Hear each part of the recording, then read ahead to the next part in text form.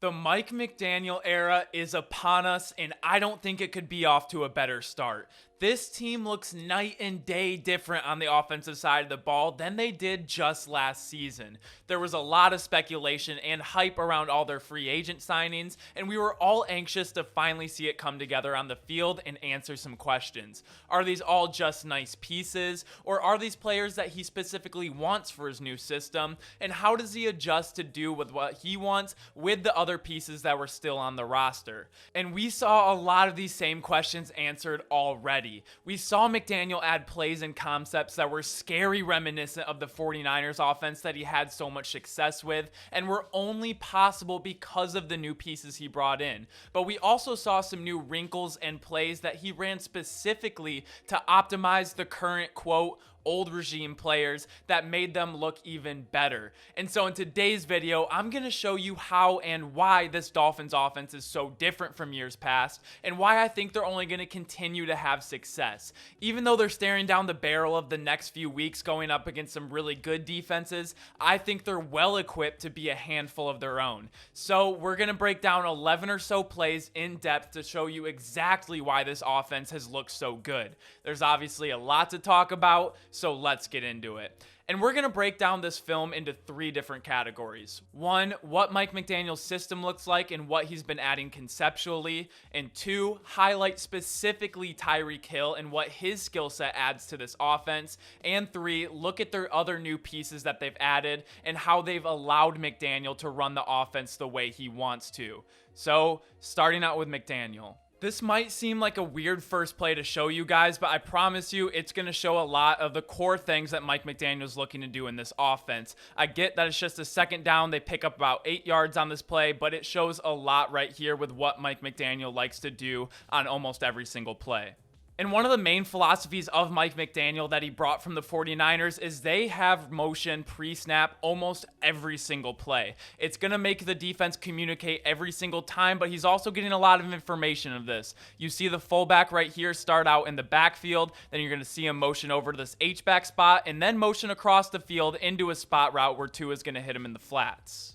And so not only is the defense going to have to be in constant communication, but he's taking notes right now. He's taking notes of how the defense lines up when they have 2 backs in the backfield in this formation. And now he's looking at how they adjust and how the defense is going to look when they line up in this formation. And now we get into the play that he wants to run when he brings them across the field and the defensive communication isn't there. The corner at the bottom of your screen doesn't account for the H-back on the opposite side of the field when he has flat responsibilities. And so you're able to pick up cheap yards, but also he's getting key information even on a simple play like this to call plays in the future, like a big 4th and 7 that we're going to talk about in a second.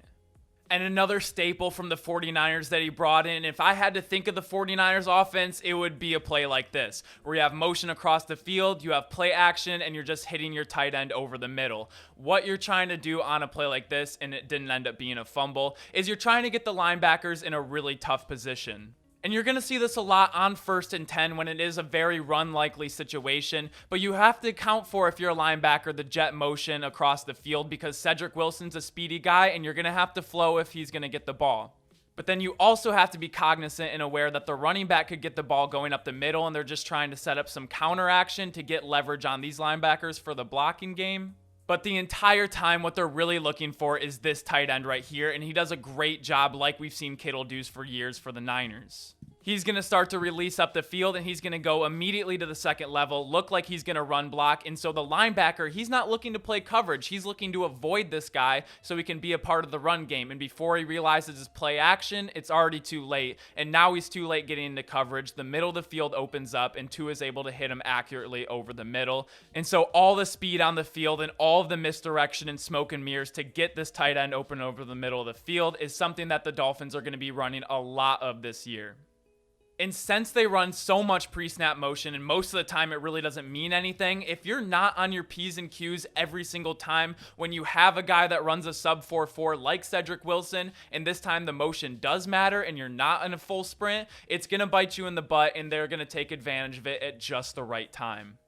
And so throughout the game, when they're running all of this motion, McDaniel's taking notes, and he's going to see almost every single adjustment and coverage that the defense is going to run with almost any formation they have. On a 4th and 7 right before the half, he can get into the perfect play call when it means the most. And he has guys on his team that he loves with speed. Speed kills. He gets into the right play call. Tua is able to deliver an accurate strike. And now Jaylen Waddle is going to be waddling his way all the way to the end zone. And we're going to talk about Tua a little bit later, but he does a great job on this play just because he knows exactly where he wants to go on this ball. Mike McDaniel and him are on the exact same page of what's going to be open, but he's going to manipulate this linebacker to the left, number 8, gets the zone even bigger, which opens up the middle of the field even more, and again, he's able to deliver an accurate strike.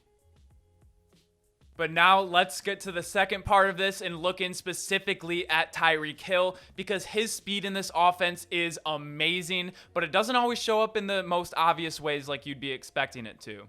Because it's not all just about getting deep and burning a guy in man coverage over the top for a 50-yard bomb. Sometimes it's like this, on a 3rd and 2, when you want to move the chains, give your offense the chance to stay on the field, put some points up, and not have to punt the ball away. We have Tyreek Hill at the bottom of your screen with a corner that has outside leverage on him, but with his speed, he's able to quickly take away the corner's advantage and still get to the outside before he can. So sometimes just being able to be so fast in a phone booth where you just can't touch him, it leads to plays like this where you're converting first downs, where if he didn't have the speed, it would be a much tougher ask.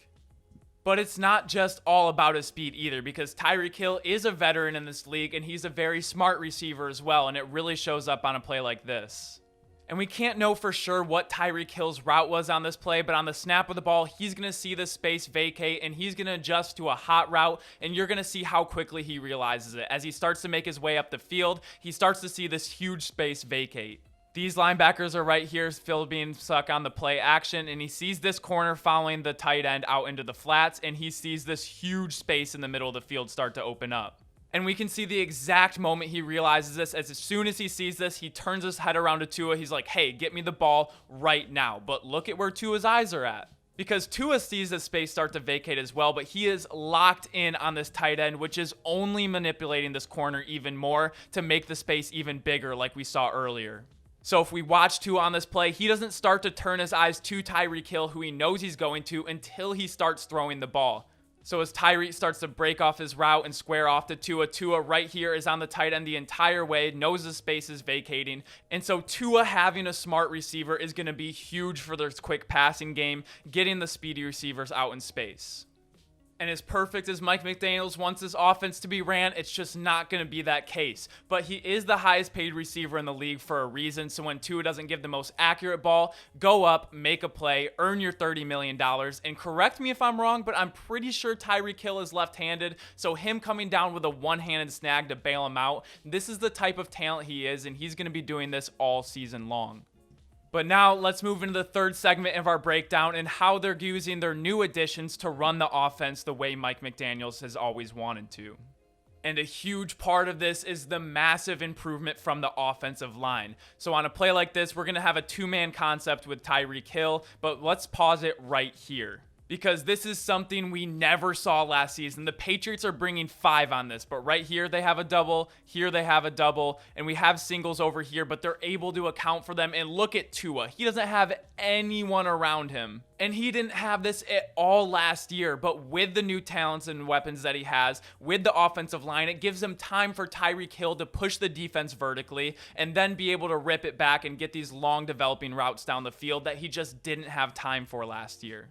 Because all last year in 2021, teams were able to only send 4 on the Dolphins, be able to drop 7, and get pressure on Tua all night long. But they weren't able to do that in this game, and I don't think a lot of teams will be able to. So what you have to do is you have to send 5.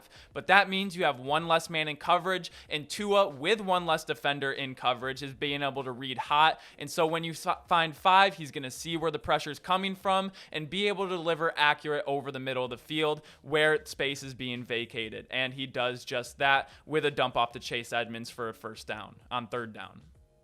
And Tua gets the ball out so quick, it's kind of damned if you do, damned if you don't. You have all day to throw, or if you want to bring pressure, he's going to be able to find a man right away.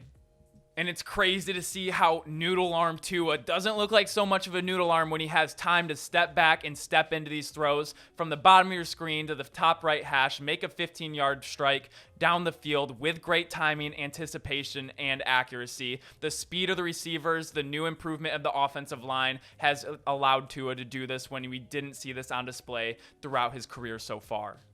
And that's how this Dolphins offense has looked night and day different since Mike McDaniel has gotten there. I saw all throughout training camp, and it was really fun to see it on the field live for the first time. I'm very high on this Dolphins team, and they're going to be put to the test as they have a tough schedule coming up.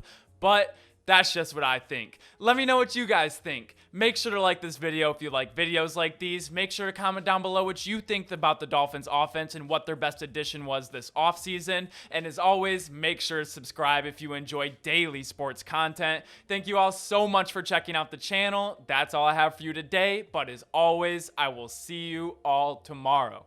Peace.